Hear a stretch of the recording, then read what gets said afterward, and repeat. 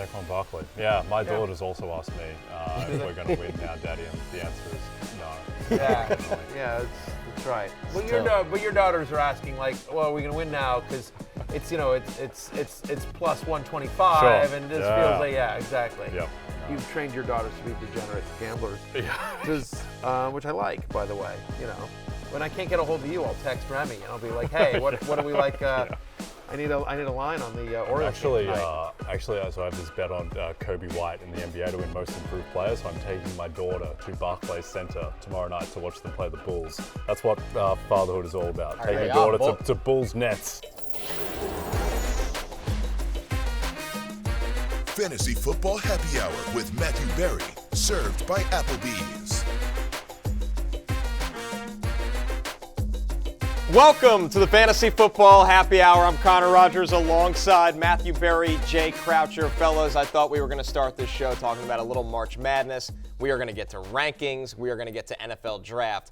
But there is no other way than to jump right into Stefon Diggs being traded to the Houston Texans. Blockbuster deal, kind of a snoozy Wednesday in April, early April, and all of a sudden, boom, Stefon Diggs, who's been tweeting some cryptic stuff and posting some cryptic stuff for years. Yeah, exactly, but finally comes to fruition. So as we check out our Rotoworld.com player news, the fact of the matter is Stefon Diggs gets traded to the Texans. There's like a second-round pick. Do you have the exact details of the deals? The exact deal is Stefon Diggs, along with a 2024 sixth and a 2025 fifth, goes to the Texans. The Texans send back just a 2025 second-round pick.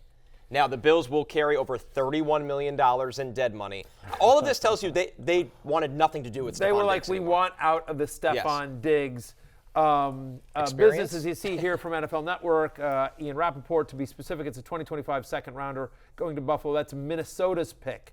Bills are giving a fifth-rounder and a sixth this year, along with Stefon Diggs. They wanted out of the Stefon Diggs business in a desperate, desperate way here. And you sort of get it, by the way. Like, let's just talk about lots to break down, obviously, but just from Buffalo's point of view, they clearly felt that in addition to being perhaps an off-the-field distraction or a distraction in the locker room, maybe there's some rift going on there. Once Ken Dorsey was fired, from week 11 on, Stefon Diggs had 5 or fewer receptions in 5 of his last 7 games. Fewer than 75 receiving yards in all but one of his last games. He had 1 receiving touchdown in his final 7 games. Single-digit fantasy points, by the way, not that that matters to the Bills, but it does matter to us, in 5 of his last 7 games, is sort of another way to show like the production wasn't there. A 65% catch rate or fewer in 5 of his last 7 games. Just to put a fine note on it, as anyone who had Stefon Diggs down the stretch last year knows this, on a points per game basis, he was wide receiver 44, averaging just 10.3 points. He had just 10.3 points. So wide receiver 44 on points per game basis last year. He was not good down the stretch. Now, some of that, there were a couple of big plays that they missed. The touchdowns are a little bit fluky, only 1 in 7 games. Like, obviously, that bottoms it out there. You see it there on your screen again. Averaging just barely 10 points per game. 45 yards a game is what he was averaging, and under 5 receptions a game. Compare that with, when he had Ken Dorsey there. So clearly the production was down. They felt like at age 31, hey, just get out from this bad contract like it's an addition by subtraction. Now, what do you got, Jay? Well, it's just to say, I think it gives a lot of context to what happened in the second half of the season, the fact that they've moved on from him and taken this insane cap hit, where you just watch the games and beyond the stats, he just didn't look the same. No. They were taking him out on key third downs against the Eagles with their season on the line. He just didn't seem to have the same burst or explosion. To your point about the off-field stuff, he is the embodiment of that Denny Carter thing about the wide receiver tweeting, the enemy speaks quietly and holds a knife or whatever. Right. Diggs has always been that way. It didn't seem like a happy marriage. So I think this makes a lot of sense. I think the big question now is that, was that just an aberration because of maybe some health stuff and off-the-field stuff, or is that the guy that he is going forward? I think the answer is probably somewhere in between. Yeah, I mean, look, so massive implications fantasy-wise on both the Bills side of the ball and the Texans side of the ball. So we're going to talk about the Texans, and then we'll get to the Bills. But Connor, just from a tape standpoint, from the X's and O's, did you feel like Diggs had lost a step, or was it just like they just weren't on the same page and their offense changed? I didn't think he looked like the same player while the offense changed. So do you wonder, did they see that and decided to go in a different direction of the offense, or is there something medically that we weren't privy to with Stefon Diggs? Is there something odd with the relationship with him and Josh Allen, because some of the things he tweets, and I know people are very sensitive to that, like, why do we care about what he tweets? Well, the team also ended up just trading him, and like we said, they are carrying over $31 million in dead money. So there was something bigger than football here, it appears. Yeah. But the football wasn't great. I want to be very clear with that. The football was not great. The chemistry that they've had, they missed on a couple deep balls. And Diggs is a guy that, as great as he is at his best when he is fed 1 million targets and is featured throughout this offense. And it's no surprise his play took a dive when the Bills became a more balanced offense under Joe Brady, which I didn't think they always were under Ken Dorsey. For sure. But the positives are, let's talk about this now. Let's move over to the Texans side of the ball. Massive implications. Number one is, like, listen, C.J. Stroud was already going to be one of the top quarterbacks off the board after what we saw last year. Now his second year in the system, his second year in the NFL. But now that you've added Stefon Diggs to a wide receiver room that has Nico Collins, that has Tank Dell, that has Dalton Schultz, you got Noah Brown there as well, all of a sudden expectations for C.J. Stroud are sky high. The other thing, it just all of a sudden it sort of just reminds you of, like, remember C.J. Stroud at Ohio State where he had Olave and Garrett Wilson and JSN, right. And now all of a sudden he's got 3 studs again at wide receiver. Like, sky's the limit for C.J. Stroud. I think so. As you go through the Texans, so clearly good for C.J. Stroud. I don't think this is that bad for Joe Mixon, just given that he's going to have a more spaced floor to operate, so to speak. I think more touchdown equity just in the offense. But I do think it hurts Nico Collins a little bit just because it's someone who cuts into his target share. I think it hurts Tank Dell a fair bit as well, just because now he is wide receiver 3. And I think it kind of hurts Stefon Diggs a bit because he's not a clear wide receiver 1 anymore. But I do think an underrated thing is that when you're in Buffalo, like, Josh Allen's passing numbers always fall off in the second half of the season because it just gets colder in Buffalo, and you get these random games where Mac Jones throws 3 times in the wind because it's just insane and the total is like 30. But now Diggs goes into a dome, so I think that is a big win. You get him out of the AFC East as well. Doesn't have to play the Jets twice, probably easier defenses that he's going up against in the Jags, the Titans, and the Colts. So I think it's difficult to pass with Diggs. He might just be happier as well and might just play better and not have the weird second half of last season. So I don't think he changes that much, but I think Collins and Dell go down. I think schematically, too, something here is that with Diggs, they always liked playing him inside, outside. In Houston, if his most advantageous spot is the slot, you can put him in the slot. Nico Collins is a great outside wide receiver. Tank Dell, considering his size, is a very good outside wide receiver. So this opens up the slot opportunity for Diggs, where, in my opinion, he looks his best at this stage of his career. I think it's probably negligible. I think to your point, Stefon Diggs takes a step down in the sense that he's now got a lot more targets. He's got more target competition than he had in Buffalo. But on the other hand, right, he plays in a dome now. I think they're going to try to get him more easy touches. The point of the matter is like, I'm sure the Texans did their homework, and they understand, like, look, you don't trade for C.J. Stroud, and I guess they didn't give up all that much, but they are taking on still a pretty big contract, right? You don't make that trade for Stefon Diggs to use him as a situational player. Like, he's going to be a big part of this offense. Is he a 1B to Nico Collins 1A? Sure, maybe. But to your point, like, I think that they will try to get him some of those cheap bubble screens, those quick slants, those kind of things, try to get him in space. And so ultimately, I think that being in a dome, being in a better division, and probably having easier routes to run because there'll be defensive attention on Nico Collins and Tank Dell, and just, if you're a defensive coordinator facing the Texans now, it is pick your poison. Like, somebody's going to be in single coverage. Yep. One of those guys is going to be in single coverage, and what are you going to do there? And to your point about Joe Mixon, totally agree. Like again, if I'm a defensive coordinator, again, I've thought about this for 30 seconds, right? I mean, defensive coordinators are going to spend all offseason thinking about that. But if you're a defensive coordinator and you're like, okay, I'm playing the Texans this week, I got a choice. I can either load the box to try to stop Joe Mixon, and suddenly all my guys are on an island against Nico Collins, Tank Dell, and Stefon Diggs, or I can play too high safety. I can play way back. And you know what? I'll give up 5 yards to Joe Mixon every single time because I'm going to make them at least dink and dunk their way, as opposed to just any one of those guys, any one of those 3 guys can go over the top so easily. Like, you've got to protect against that, especially with Stroud being as good as he is.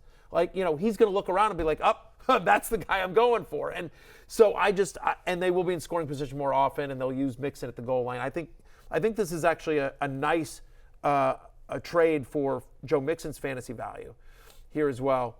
Nico Collins, who I had as a top 10 wide receiver 24 hours ago, he has to come outside the top 10 because, again, now he's suddenly got competition in Diggs.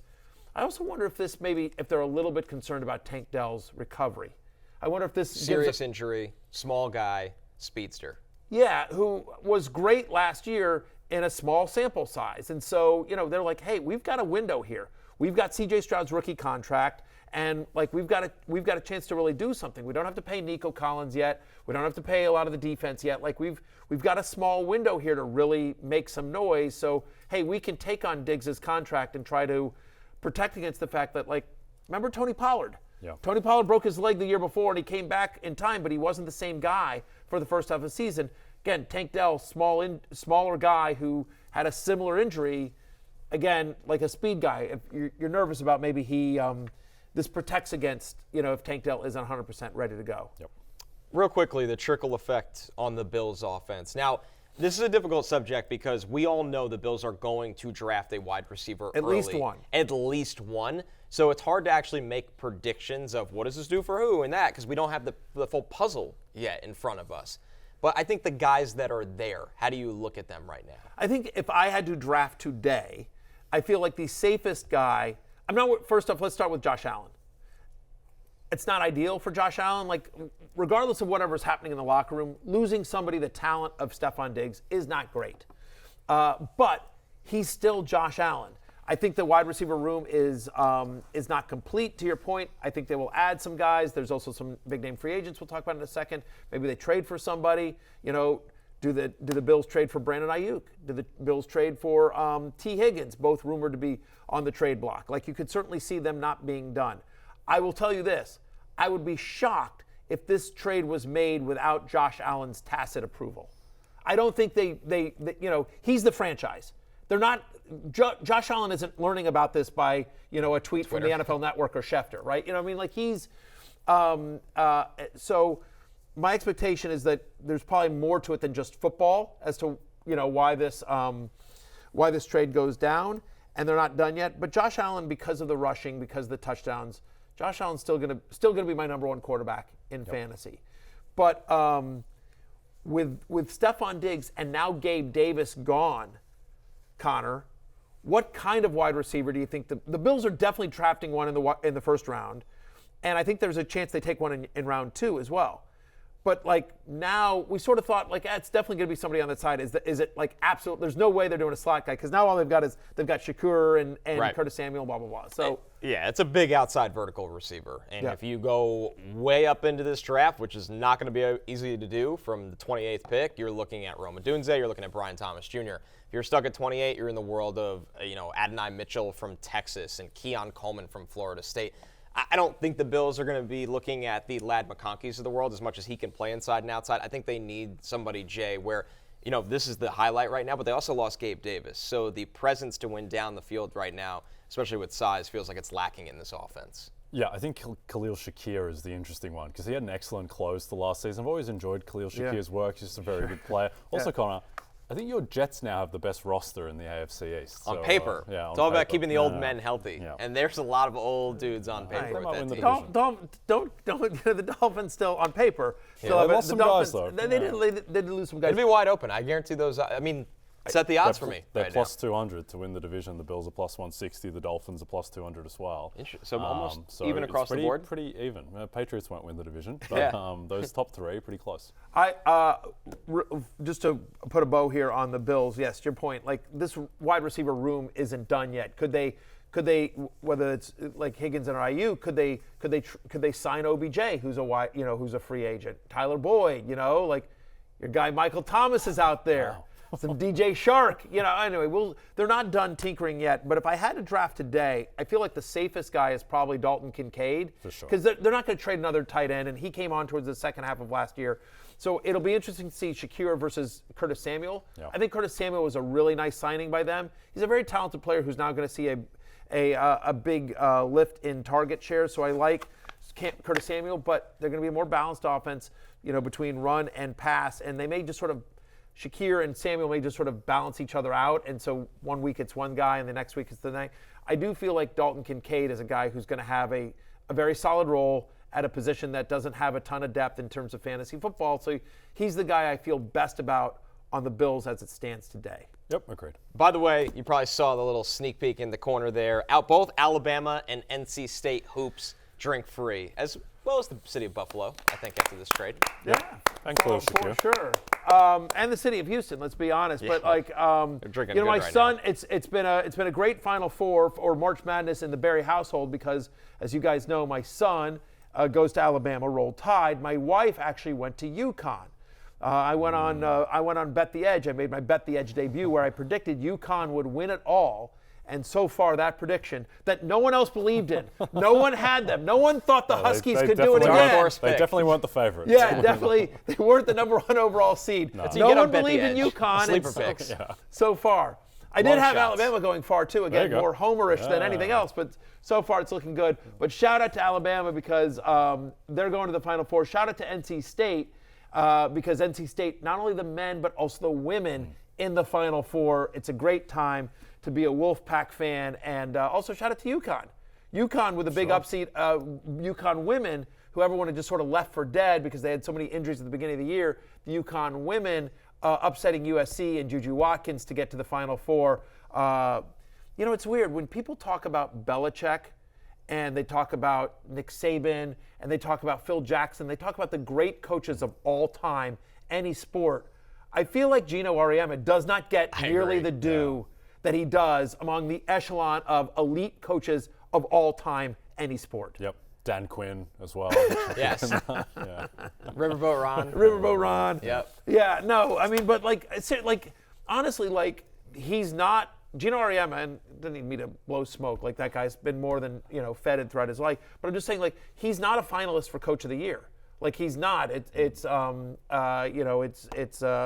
Bluter from Iowa, and it's I'm forgetting her name, but Harrison, the woman that the head coach of USC. We need to be able to bet on this stuff. Then I could tell you everything you wanted to know. No, I understand, but but my point is and Dawn Staley is, and all very deserving, but Gino Auriemma is not nominated for Coach of the Year, and despite the fact that they lost 5. Yeah, it's like Andy Reid and the Chiefs. It's the expectations factor. The expectations factor. Yes. But the Which last is thing I'll still say dumb, by is the that way. I have watched, and I'm curious if you how much have you watched a lot of the NCAA women's basketball Watched a lot of tournament? Caitlin Clark. Yeah, of course. Yeah. Oh, Caitlin Clark's unbelievable, but I have watched a decent because of that. Syracuse women, they played UConn really tough. I watched all that game. I watched all the Caitlin Clark games. I watched a decent amount of UConn women as well because of my wife, and so it has been a phenomenal tournament. Yes. It has been so much fun to watch the entire women's tournament. And I believe I think the women, at the college level, I believe the women play the game better than the men in terms of fundamentals. Oh, 100%. The men is just drive and kick. It's kind of tough it's the worst thing losing a bet on men's college basketball because it's why are you playing like this? With the women, one, I think it's just been a better tournament overall. Caitlin Clark has been the best thing about March Madness, clearly. Steph Curry. She's the best story in sports over the last month. Don't know why LSU were going under every screen, but outside of that, no, she's magnificent. She's going to be huge for just American sport in general. I cannot wait. I have 2 predictions. First off, Lindsay Gottlieb, I've been told, is the USC coach. I apologize, I had a brain fart, but she's also a nominee for Coach of the Year from USC. But I cannot wait till I'm going to call September 15th. Okay. The first time Jay wears an Indiana Fever jersey on set. Bandwagon Jay. I might take the under. Yeah. Yeah, it might be when we come back in August. Feels like a match made in heaven, given my bandwagon tendencies and having 3 young daughters. Yeah. It feels You're ditching like the Liberty right just like that? Yeah. There's no attachments to the Liberty. Yeah, they lost. They lost to the Aces. I'm done with them. Yeah. How quick it goes. I'm a big Fever guy. You're done. Let's go. You know what? And by the way, when you go buy your Homer bandwagon Caitlin Clark Fever jersey, buy 2. Let's throw one up on here. Yeah, let's absolutely. Do it. Go Caitlin. Absolutely. She's easy to root for. All right, Matthew, let's keep your rankings going this week. We are on 21 through 30. We will take this thing all the way to 50 today. So you're way too early 2024 rankings. As you see, 21, Devontae Adams. 22, Josh Jacobs. 23, Travis Etienne. 24, Mike Evans. 25, Jalen Hurts. 26, Chris Olave. 27, Michael Pittman Jr. 28, Rashee Rice. 29, DJ Moore. And, of course, number 30 right there, Deebo Samuel. Jay, when you see this board, what sticks out to you here? So Josh Jacobs, to me, is maybe the most interesting player in fantasy this year, where, like, 2 years ago, he wins the rushing title. He finishes as RB3 while dealing with, like, a litany of little injuries. Like, he had the hamstring. When he had that walk-off touchdown against Seattle, which no one watched because the broadcast got away from it because of the rights issue, he did that on a bad hamstring. Like, he was nicked up all season, started an amazing year, and now he goes to an even better situation. Like, the Packers have a better offensive line. There's no competition for him. A.J. Dillon is the competition, which means there is no competition. So I think Josh Jacobs, just as a workhorse, with Matt LaFleur talking about using him more in the passing game, like, there are absolutely worlds where he could finish as RB1. And it's weird because I just don't feel like he has that much buzz around his name for whatever reason, which I don't get because he was like a high draft pick who won the rushing title. But I think he is being a little bit underrated. I would agree with you. I'm at running back 8, and I think you'll see his ADP rise as we continue to talk about this. He's, to your point, very talented player on a good offense that'll be in scoring position more often with a better offensive line. And the key here is, will they use him in the passing game, which is something we have seen the Packers do with their running backs, whether it's Aaron Jones, even A.J. Dillon caught some balls as well. So the fact of the matter is, Jacobs, who's actually a pretty good pass catcher, when they do use him in that way, I think he could have a monster year. Number one running back in fantasy is not outside of the realm of possibilities. It's all dependent on the passing game usage, obviously, and and McCaffrey staying healthy. But the fact of the matter is that I'm at running back 8. I have him at I'm at running overall at 23. But my suspicion is that will continue to rise as we get closer to September. He was on the love list after free agency for sure. Last thing quickly on Jacobs, because people are going to look at his stats last year. I'm just maybe this is subjective and too aggressive, but I'm just kind of throwing that out because of how weird his offseason was with the franchise tag. And we spoke to him at the Super Bowl in Phoenix. Like, that wasn't a good situation with him in Vegas. So I'm just kind of giving him a bit of a pass because he's still young enough and he was so good in 22. And by the way, the team was a disaster. The coach gets fired, and Antonio Pierce comes in, and like the offensive line is bad, and like the quarterback situation is a disaster. I mean, like, all of it's just, not great. Matthew, let me ask you about number 26, Chris Olave, because I don't worry about the player at all. He's an awesome player. Everything that's gone on with the Saints this offseason, now we're hearing Ryan Ramczyk, who's been a staple at right tackle, might be out for the year. Trevor Penning, their first-round pick, has been a disaster at left tackle where he's been benched. Derek Carr, notoriously a guy that crumbles when the offensive line is not capable. Any fear of not Olave the player, but Olave the situation he's in? You know what? Somewhat. But the fact of the matter is that I think that in that scenario, is what you talk about. Like, it all goes to hell. It all goes to crap.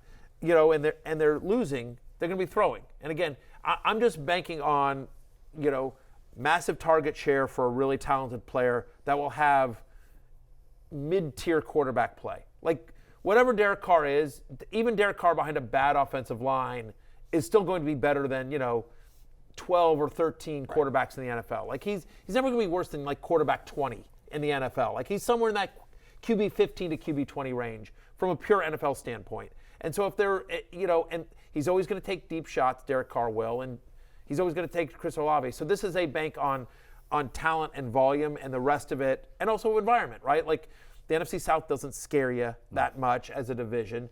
It's a better defensive division. Obviously the Bucs are good defensively. The Panthers are better defensively than they get credit for as well. And the Falcons are going to improve. But I don't know. He's in a dome. He's in a dome for at least 11 games, or whatever it is. I forget the exact number off the top of my head, but at least 10 games, I guess I should say, because he's definitely playing the Falcons and he's got the 8 home games.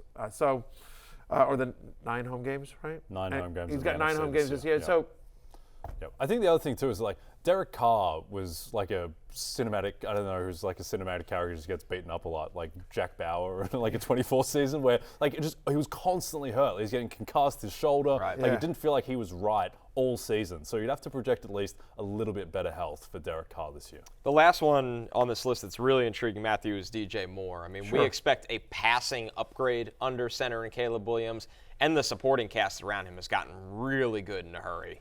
Yeah, I mean, I think the offense is just going to be a lot better. I think they're giving Caleb Williams every possible tool to succeed. And so, yes, there is Keenan Allen coming in, which will be more target competition than he had last year. But, Keenan Allen is on the wrong side of 30. He is somebody that has dealt with injuries throughout his career. DJ Moore last year, almost a 29% target share, 96 receptions, over 1,300 yards. He had the 8 touchdowns, of course, career highs in all of those target share receptions, receiving yards, receiving touchdowns. He was the 9th best wide receiver in fantasy last year on a points per game basis. And so Keenan Allen, I think, again, it's one of those yes, there's more target competition. There's also less attention on DJ Moore because they have to account for Keenan Allen. I think the team will be a lot better. The offense will be a lot better. So DJ Moore, who, again, was wide receiver 9 last year, you downgrade him a little bit because of the target competition. He's wide receiver 18 for me this year, so you bring him down a little bit as well. Remember, Keenan Allen had a 32% target share last year. You don't make the deal for Keenan Allen to not feed him as well. But DJ Moore is just so good and can run every route that I feel like ultimately, he's still going to be a top 20 wide receiver. Yep. Connor, who's, in terms of Caleb Williams' skill set, do you think that matches better with the skill set of DJ Moore or Keenan Allen? I know we're going to draft DJ Moore ahead of Keenan Allen because he's just better and more explosive, but who do you think that he matches up better with? Yep. I would actually lean with DJ Moore because I think Caleb doesn't get enough credit for how accurate he's a full field reader and can throw with accuracies. All the highlight reel plays are him running around for 20 seconds and finding somebody down the field, which Moore could do as well. You like Keenan Allen's size in those scenarios, but I think the timing between him and DJ Moore was something Fields and Moore had a good connection, but it wasn't really based off of timing. It was screen, deep ball, I'm extending a play. I think Caleb could be a drop back passer and find more in the intermediate area of the field. Yeah, it's a lot, how quickly can Caleb Williams develop and what kind of offense do they want to run in Chicago here? Do they want to be more run heavy or do they, are they going to, let him C.J. Stroud it? I think they will. I think so too. Yeah. I think, he's as pro-ready as a quarterback is coming into the league. And you just sort of think about this situation that I think we've seen this before. We have seen multiple times where whether it's Ayuk and Deebo Samuel, Cooper Kupp and Puka Nacua, T. Higgins and Jamar Chase, Adam Thielen and Justin Jefferson back in the day in Minnesota. We have seen where teams can support 2 fantasy-relevant wide receivers, and I think that both Keenan Allen and DJ Moore will be top 20-ish wide receivers this year. Let's jump into 31 through 40, and a reminder to read the full rankings. They're all on NBCSports.com if you want to keep up with them there as we Or jump. Rotoworld.com. Or Rotoworld.com. Right. There's Whatever a little you Matthew prefer. Berry tab. It's very easy for you if you want to find You them have out. your own I have my tab. own tab. One of the great tabs. One of the best tabs. Top 10 tab. Top 10 tab. Some people are saying it's the best tab in the universe. Not me, of course, but some people are saying Oscar-nominated tab. It's the greatest tab of all tabs Narrowly lost to Oppenheimer. ever. Right, Great tab. Exactly. It's the Oppenheimer of tabs. It's not the Barbie of tabs. No, yes, Barbie it's lost. yes, exactly. Yep. 31. Exactly. It's the Kevin Stefanski of tabs, The coach if of you the will. year. I don't know how many people know this. Kevin Stefanski actually won Coach of the Year. I actually just found that out. Yeah, 1,000%. A I was lot of watching people an did. exclusive interview. A lot of people did. But I'm just telling you, Kevin Stefanski won Coach of the Year. Exactly. Second time. Yeah, exactly.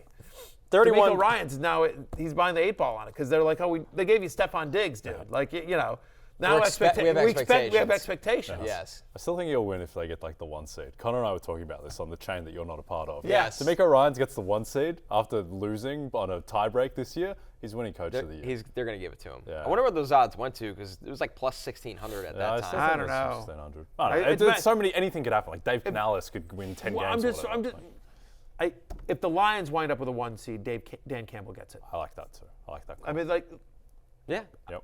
He's a America favorite. and the He's media a favorite. love Dan Campbell. Yes. He's also just he has so many Coach of the Year type of moments because he's just going for it on 4th down. Such a loud coaching moment. Yeah. You just point, that's coaching, the fact that he went for it. And I think he... Controlled chaos, Yes, right? yes. I think he would have won it this year if the Taylor Decker thing didn't get called back against Dallas because that would have been such an signature epic moment. Win. Yeah. 2 seed, Detroit Lions, best Lions season in 30 years. So, these are the things that turns on. And then you would have been right with the Kevin Stefanski nearly winning Coach of the Year because Dan Campbell would have won it. Campbell currently 15-1 according to our friends at DraftKings. There you go. I like that. I like it. 31 through 40, and 31 kicks off here with Derrick Henry, a newly signed Baltimore Raven. DK Metcalf at 32. Tank Dell, obviously, there's going to be change here, Matthew. He's at 33. There's going to be change. We did these graphics just before, and then, of course, Right. Stefon Diggs gets traded to the Texans just before we come on air. So ignore that one for now. 34, Jalen Waddle. 35, Lamar Jackson. 36, Sam LaPorta, coming off an amazing rookie season for a tight end. Yep, first tight end off the board there at 36 overall. 37, Isaiah Pacheco. 38, Joe Mixon, who the guys were pretty high on as we kicked off this show for the touchdown equity and in a great offense. And then 39, Devontae Smith, closed out by 40, Rachaad White here. Jay, I know you wanted to jump right into Derrick Henry at the top as he's with his new team in Baltimore. Yeah, another fascinating player so DraftKings have up these player season total over-unders, and they have Derrick Henry set at 999.5 rushing yards. The under is -130, and 10.5 rushing touchdowns with the under backed. And so they're basically projecting him for 975 rushing yards and 10 touchdowns. And look, these numbers, they always look low because mentally you just don't kind of process the injury risk that is always baked in, particularly for a running back. But I don't know, man. I think Derrick Henry could easily get to 1,200 rushing yards and 13, 14 touchdowns. I think that he was a victim of just the situation in Tennessee and their offensive line, just a much, much better situation in Baltimore, obviously. So, look, he's not going to be... The Ravens as a team had 20 running back rushing touchdowns. Yeah. Taking they love Lamar to run out it of at the goal line with their running backs. So, Gus Edwards and company had 20 rushing touchdowns as running backs for the Ravens. So that's the upside we're talking about, Derrick Henry. He's going to get all the running back touchdowns, you would assume, Cut to week 1 when they pull him at the 2-yard line, and here comes Mitchell? Justice Hill. Here comes Justice Hill to Kenyon Drake off the break. Yeah, exactly. Melvin Gordon. A 6th-round running back, just compiling them. Yeah. No, I think Derrick Henry's going to have a big year. And again, he's not going to be the sexiest name because people have been drafting him for 7 years or whatever, but he is going to produce and he's going to be just the touchdown monster. Matthew, you lit up when I said Sam LaPorta. He comes in your top 40, obviously first tight end off the board, as you said as well. Yeah, last year, tight end 3 on a points per game basis as a rookie, right? And, limped through the injury towards, in the playoffs there. But look, 86 receptions, most ever by a rookie tight end in a single season. He had a 21% target share here. And Josh Reynolds is now in Denver, and you're like, Josh Reynolds, whatever. But, honestly, they haven't replaced, maybe Jameson Williams gets more run, maybe Khalif Raymond. But listen, this passing offense is going to be Amon-Ra St. Brown and Sam LaPorta, and Jared Goff has gotten good, right? They still play a lot of games in the Dome as well. His 10 receiving touchdowns led all tight ends last year, and I don't see any reason why he won't continue to be a big factor in the red zone. The other thing here is that you look at some of the other guys on the list there. You see Hawkinson, he's coming off the major injury, right? Evan Ingram, Travis Kelce, we know they're going to play limited snaps. Who else could be the number 1 tight end in fantasy? And it feels like LaPorta is that guy. He's a little bit lower than the normal number 1 tight end. We've seen years where Travis Kelce is a first-round pick. Because I don't think the difference is while I do have LaPorta as my number 1 tight end, I don't think the difference between him and Mark Andrews, him and Travis Kelce, is as massive as in previous years where it was Kelce, big drop, and then you're 2-3. So that was one reason why he's here basically in the 4th round. The other reason is that he's not the number 1 passing option on his own team, right? That's Amon-Ra St. Brown. Now he's still going to get a ton of looks. Again. That was the case last year. He was the 3rd best tight end in fantasy. But unlike Kelce or Andrews at the sort of peak of their powers, those guys were the number 1 passing options on their team. LaPorta isn't. So I have him lower in the overall ranks because the difference between him and some of the other elite guys is not as great as we've seen in previous years. I like how you said that Jared Goff has gotten good, as though he got a makeover, Steve Carell in Crazy Stupid Love, got a makeover from Brian Gosling. Now he's good. Yeah, now he goes out, he dresses well. Stop drinking vodka cranberries. Yeah, something like that. Connor, though, am I wrong though? There has been the being in a better situation, having a great offensive line, but when he was in LA, there was an inconsistency to his play that I think has been still every once in a while he'll make a boneheaded play, but Jared Goff is a much better quarterback these days in Detroit than he ever was in LA. That's my argument. You tell me if behind a great offensive line, which is the most important thing for Jared Goff. That's the number 1 thing is if Jared Goff's not pressured, he will pick you apart. Yeah. Right. And that's an offense written up by Ben Johnson that is designed on getting the ball out in timing. Ben Johnson. Yes. The fact that he's back the one is that got huge. away. Yeah, the fact that he's back is so huge, I think, because Goff is to your point, the type of guy, like the NFC title game was the perfect embodiment of Jared Goff, where when he had time, he was excellent in that game. And then the one play, the fourth down play, where he had to create out of context. Well, yeah, he basically had to create by himself, and they didn't diagnose the fact that Dre Greenlaw was actually dropping into zone coverage, and then they just can't do anything outside of structure. But he's fantastic when in structure and protected. Matthew, one more on this group before we move to 41 to 50. And I know this is hard to balance with different players, but does LaPorta having such a great rookie season, which is so uncommon for tight ends, give you some hope for when Brock Bowers is eventually drafted? And I know it will matter where he goes, but still, we're always careful with the rookie tight end because historically they just don't produce. Yeah, no, certainly it does. I mean, again, where's he getting drafted? What's his competition for targets? Who's his quarterback? All those things. But I think that based on the success of the last 2 years, right? So it's not just LaPorta, but think about Dalton Kincaid, what he did, right? Think about even Trey McBride, his rookie year, right? You know, towards the end of that, like we've seen some of these rookie tight ends have a bigger impact than they have previously. So I think just at the college level, and I was convinced that had he stayed healthy, Luke Musgrave would have been a thing last year as well. He had moments. Yeah, and so. So yes, I have more confidence in Brock Bowers producing this year for fantasy than I might have 2-3 years ago, because of the we've seen multiple rookie tight ends have immediate impact in fantasy. Let's move to the final gap here for today, 41 to 50, as we jump into this group here. And there's a lot of players that I'm excited to break down. I know James Cook is going to be number 41. You want to get into him for a while there, Matthew? We will. 42, De'Von Achane. 43, Patrick Mahomes. 44, Amari Cooper. 45, Keenan Allen. 46, T. Higgins. We'll see if he's still a Cincinnati Bengal. It is looking that way. 47, Cooper Kupp. 48, Zay Flowers after his rookie season. 49, Travis Kelce. The long wait for Kelce, stacked with Mark Andrews at 50. But, Matthew, let's start with James Cook at 41. Stefon Diggs out of Buffalo. We saw James Cook really figure it out down the stretch under Joe Brady. Once Joe Brady took over, he was the 11th best running back on a points per game basis from week 11 on. He averaged almost 20 touches a game. He had a 12% target share over that stretch as well. Now, look, there's still a concern around the goal line. It's still going to be Josh Allen as well. Inside the 10-yard line from week 11 on, he still only saw 32% of the team rushes. Like, whether it's Latavius Murray, the ghost of Latavius Murray, or somebody else, Ty Johnson, right, exactly. And Josh Allen's always a threat there. So, there's still some concern on touchdown equity as well with James Cook. So that's why I'm a little bit lower. But running back 14 feels like this is the right range for him in terms of the overall. Just a very solid RB2 that will have RB1 spike weeks. Right after that was De'Von Achane. Now, this is right on the heels of Mostert kind of having a reworked deal with the Dolphins. But I think most importantly, what we're figuring out with the Dolphins is balancing this backfield where Mostert was great last year. Yeah, and so was Achane. Right. And so I actually think Raheem Mostert at cost is going to be the better value. As much as we love De'Von Achane, and he's going to be awesome, and he's amazing when he's healthy. But they're going to use both guys. They want both guys healthy. That offense is going to play at such a fast pace and be in scoring position so often that both guys are going to return fantasy value. And so I kind of like Mostert at cost, who's going to go much later in drafts than the sexy De'Von Achane, right? Because everyone's going to want, De'Von Achane, and they remember the 200-yard games and the big plays. But the fact of the matter is that Raheem Mostert was one of the best running backs in fantasy football. Raheem Mostert, a member of Live at Noon on the Cock. Like, I have to send him his championship ring. Raheem Mostert. Raheem must start. Friend of the podcast. Raheem friend the of the Dream. show. Raheem the Dream.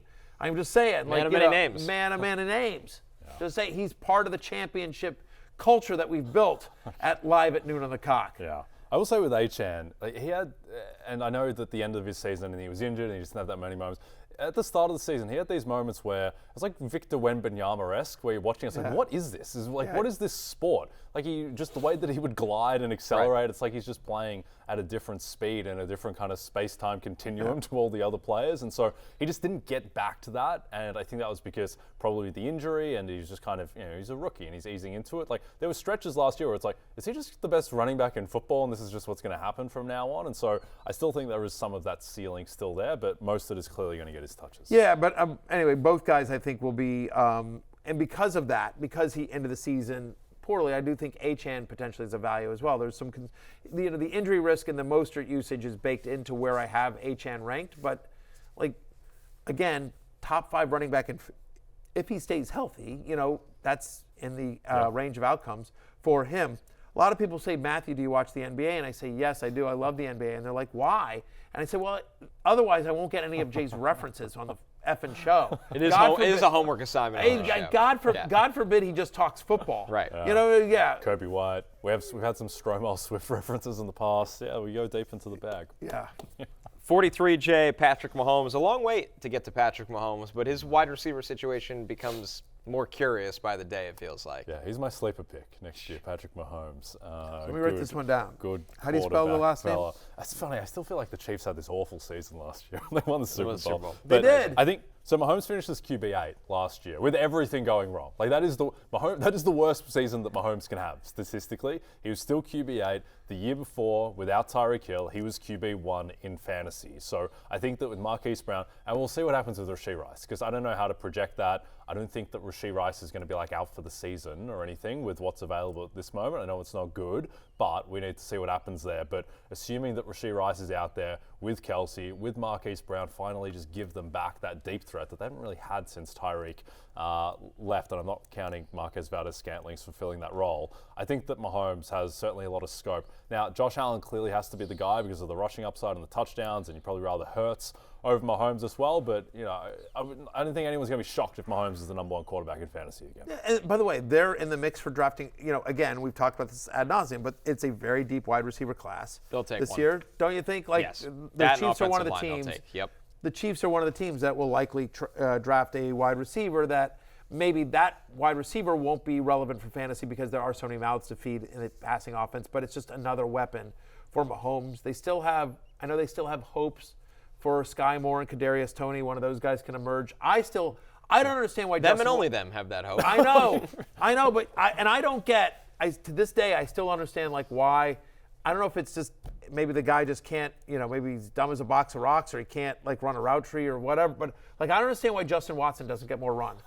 I know. No, he's had some bad drops. He's had some bad drops, but not nearly as many as Marquez Valdez-Scantling, and that guy gets run. Justin Watson cost me a lot of money in that Eagles game. I know. He just dropped everything that game is. But I feel like twice a game, Justin Watson makes some big play. Yeah. You know what I mean? Like, and he also like gets all these crazy like pass interference yards. Justin, like I don't know. I think he's better than Sky Moore. Yeah, I don't understand why Justin Watson can't get more run. There's got to be a reason, and you know why Mahomes is the greatest? The 2 wide receivers who have caught the game-winning touchdowns in the last 2 Super Bowls. Nicole Hardman. And Sky Moore. Yep. And they did nothing else outside of Winston Harris. Yeah. Finally, with this group, Cooper Kupp, typically a top 20 pick, Matthew. Yes, my little Cooper Kupp. The rise of Puka Nacua, I won't say leads to the downfall of Cooper Kupp of number 47 on the rankings. Yeah, listen, look, I mean, the fact of the matter is that I think you just sort of feel like you prefer Puka Nacua to Cooper Kupp at this stage of their careers. Cooper Kupp on the wrong side of 30, dealt with injuries again last season as well.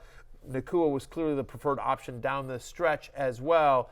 And part of the problem for Cooper Kupp's fantasy value is that Cooper Kupp is such a good teacher that he's helping Puka Nacua become so great. We actually spoke with Puka Nacua at the Super Bowl. Listen to this, where he talked about Cooper Kupp and the impact he's had on his career. He's been like the brother I didn't know I had. He's been so fun. We get to joke around. I love playing pig with him. I get him to move around. I know he's been in the league for a little while, so I try to make sure I don't overexhaust all the energy he's got. But I love just we play a little word hunt game, so I feel like I try to sometimes I feel like I'm the little annoying little brother to him, but then also when we get to sit and talk routes and we're talking about leverage and how to double up somebody and how to move and how to understand where the defense goes, it's music to my ears because he has the plethora of knowledge and he's willing to give it all. So it makes learning the game of wide receiver super fun for him. Yeah. Jay with his typical yup, just kind of agreeing with him. Thanks, Puka. Thanks, Puka. But the fact of the matter is that unfortunately Cooper Kupp, the mentor, has been so good along with Puka Nacua's talent that it has hurt Cooper Kupp's fantasy production as you see it there on your screen. Now, some of this, of course, is influenced by the fact that Kupp missed a number of games at both the start of the year and then, was banged up at different times during last season. But, Nakua last year finished, as a top 6 fantasy wide receiver, Kupp 23. There's injury concerns with Kupp. I think a second year of Nakua in this system, he'll be the preferred target of Matthew Stafford. Cooper Kupp's still going to be very, very good. 27% target share in all the healthy games he had last season, but also last year, under 62 yards a game, under 5 receptions a game. That's the fewest since his rookie season. They added Demarcus Robinson as well, who is another threat for Matthew Stafford. And again, you obviously prefer Kupp much more than Demarcus Robinson, but it's another viable pass catcher that can take 4 or 5 targets a game away. So, Kupp comes in at wide receiver 27 for me. Still think a very viable wide receiver, but more of there's risk there with Kupp that there wasn't before. I think we're going to look back 10, 15 years from now at Cooper Kupp's career and just look through it. And it's like, oh, yeah, he's this really solid slot guy. And then he had the greatest wide receiver season of all time and won Super Bowl MVP. And then went back to being a really solid slot guy. It's very strange, but I think that I agree with you. I think it hurts as well that him and Nakua are kind of like they're similar player types. Like it's not like one is some vertical deep threat. They kind of do a lot of the same stuff. And then also with Kupp, even though I think the idea was always that he would age really gracefully because he's not super dependent on his athleticism, I think that's a misnomer across all sports where guys who aren't super explosive, and look, he's a great athlete all the same, but when you lose a little bit off of that, I think it can hurt you even more. So I'm sure he's still going to be excellent. He still did have 4 games last year of 110 plus receiving yards. He's still a great wide receiver, but clearly you'd rather have Nakua. Because if you told me he was going to play every game, that he wasn't going to be injured, if you guaranteed me that, then he's a wide receiver too. But because there's a chance that you're going to miss a couple of games there, or he's going to come into the week, the Rams will be playing a Sunday night game, and he's got a hammy, and we just don't know if he's going to go until game time, and you're going to be like, I can't risk it with Kupp, so I'm going to just start somebody in 1 o'clock games because he's a true game time decision. Like, because of that, he's a wide receiver 3 who will have wide receiver 1 spike weeks throughout the season. So, like, wide receiver 3 with upside, That's the thing. Yeah, you don't like using that phrase, but it is. I mean, like, he's going to be that guy. Is that too big of an adjustment? Because going into 2 seasons ago, we were talking about Cooper Kupp as the number 1 pick in fantasy, and now, like, he's not that old. Like, I still think that there is. But he's had major injuries over the last 2 years, and they've added somebody that is a massive threat to a team that still wants to run the ball. I think I'm going to end up having a lot of shares of Cooper Kupp this season. Yeah. I love, but again, have a contingency plan. Yeah. Have a contingency plan because he will win you weeks, and you will be without him for weeks. Yeah, exactly. Similar to, you were in on Michael Thomas last year as well. Right. He won you 2 weeks. You were like another offensive player. Another guy that was really had a great wide receiver season, older, dealt with some injuries. I look for the best in people. I remember the good times. What are you going to blame me for? Not like a younger player is taking over that passing offense. Yeah. All right. Big year for Michael Thomas coming up. With that, let's jump into last call, and let's take a look at the odds for the number 2 overall pick, courtesy of our friends at DraftKings. Jayden Daniels. Matthew, this is a big one for you, this number 2 overall pick. Jayden Daniels, the favorite at -130. Drake Maye at +110. I agree with that. And then J.J. McCarthy, a distant third at +300. And then this falls off a cliff with Caleb Williams, who will be the number 1 overall pick, +4,000. Marvin Harrison Jr., all the way Haven't at the Bears +5,000. officially said that? I thought it's just one of those well-known. Well, no, but I thought Ryan Poles was on an interview. I literally thought he was with McAfee guys, right? Wasn't he? Where he said something like, "Yeah, I'm taking Caleb Williams." Like, didn't? I don't know, but it's implied. Like the NFL gets really angry about that, so you can't outright say it. But yes, so anyway, that's anyway. I don't know. Like I don't know what the Commanders are going to do. What are you hearing? And nothing. Like, don't you have a minority stake in the team? No, I got turned down. It's very upsetting. I'm trying to still weasel my way in, but no, So, like, you hear some Jayden Daniels, you hear some Drake Maye, you hear J.J. McCarthy. You do. Could be in play as well. I don't think the Commanders even know at this point what they want to do. There's a couple of guys that are really plugged in. J.P. Finley, who covers the team for NBC Sports in Washington, he's fantastic. He's as plugged in as any reporter covering a team that I know, and JP's my guy, and so I'll even text JP like, hey, I know you can't report this publicly, but give me some inside dirt. And he will often say, like, I haven't been able to double source this yet, so I haven't been able to go with it, but here's what I'm hearing on this situation or that situation. And he doesn't know. Nobody down there knows. Nobody in the draft world knows. No, like I think all we know is they will stay there and take a quarterback. At least that's which is they will not move out of that. You can't say the They same will about not New go to England. the season with Marcus Mariota. Yeah. Please, God. I wouldn't have thought The $6 million man. Yeah. I do think the Good piece of business. JJ McCarthy stuff, and I think he was like 40-1 at one point to go to, and now he's plus 300. That's a little suspicious. I think happened that to Will is Levis mostly last year. Yeah, exactly. I would guess, and this is uninformed, but I would guess that is mostly coming from JJ's agent to drum up interest in could be JJ. other I teams don't that want think Drake he is Maye going to go involved. to. That part I disagree with. Just from the sense, I think most people thought it was 41 because just based on the numbers. Like Sure. they watched Michigan, of course, but like, his numbers don't wow you from his college career because of the way they ran that offense. Yeah. But I think after his pro day, after talking to him, like I feel like, and people like really digging in on the tape, they're like, oh, this kid is a lot better quarterback than I initially thought. Like I thought he was just more of kind of a game manager. Like he's fine, but Michigan won with defense and running the ball and everything like that and did the typical Harbaugh stuff that they do. And they're like, oh, no, this guy could actually really play quarterback. He was just hampered by, the offense that he was in. Right? It feels like that's the narrative at least. And he has the best PR man in the world in Jim Harbaugh. But There's McCarthy's a player with a lot of great pro tools that needs a lot of seasoning. I think he's going to go in the top 5. He's a top of second round player this day to me. Okay. So there's a lot to unpack there. But I do think he will go in the top 5 picks of this Well, draft. by the way, you can also check out all of Connor Rogers' draft rankings in terms of prospects and everything else. Not in the Matthew Berry tab. No, not in the Close. Matthew Berry tab. Close. and Connor Rogers, there's- the Bobby tab. Yeah. No, there's not even a Connor Rogers tab, but it's just there's no- NBCSports.com Yes. or Rotoworld.com. You can find. You have to search for it. You scroll down. It's towards the bottom, good but Connor yeah, tab. it's there Take somewhere. a little while. DraftKings Sportsbook is an official sports betting partner of the NBA, and this season, new customers can get $5 and bet $5 and get $150 in bonus bets instantly. Download the app and use the promo code Barry when you sign up. DraftKings Sportsbook, the crowd is yours. yours. All right, before we get out of here, some final thoughts. We have a pretty funny tweet that's very on brand for you here, Matthew. Okay, I'm down. Some people say that men don't have commitment, but if you look at Washington Commanders fans and what they've been through, I think some things say otherwise. All right, let's see what we take got a here. look. This is a tweet. Oh, we've been played. It happens. Interesting.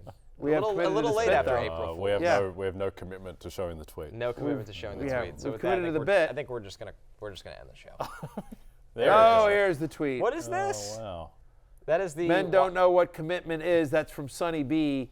And then Paul goes, "Oh, word," and shows all the record of Washington Since when? since 1994. So Like, I yeah, forgot like you won I'm the division in committed. 2012 with RG3. That was a sneaky one. What a That great was a year it sneaky was. one, yeah. And then you went 3-13, and Yeah. he was out of the league. That's the for example, that's the tough. listen, How quick the it Snyder goes. era for you. Dan Snyder, worst professional sports owner in Grim. American and world history. Well, if you want to come be a Giants fan with me, the bandwagon is I always will. I open. might jump Come on cheer the. I Daniel might Jones. jump on the Indiana Fever Sure. WNBA go. bandwagon Yeah, with we'll you. get you a shirt. For people, just for anyone that's not super in the weeds on this, obviously, the Indiana Fever, the WNBA team, have the #1 overall pick. The expectation is that Caitlin Clark will be the #1 overall pick when she does. Caleb Williams type situation. yeah, Seems it's like a a good kid. idea to take her. Exactly. Just a thought. So there you go. So pretty sure Fever's tickets have already sold out. But I look Messi. at you joining the bandwagon. Hey, that music means it's closing time. You don't have to go home, but you can't stay here. We're off next week. Go enjoy spring break with your kids, as I intend to do. After that, we will be back for Jay Croucher and Connor Rogers. I'm Matthew Berry. Good luck, UConn, Alabama, and NC State. Sorry, Purdue. Sorry, Purdue. Peace out.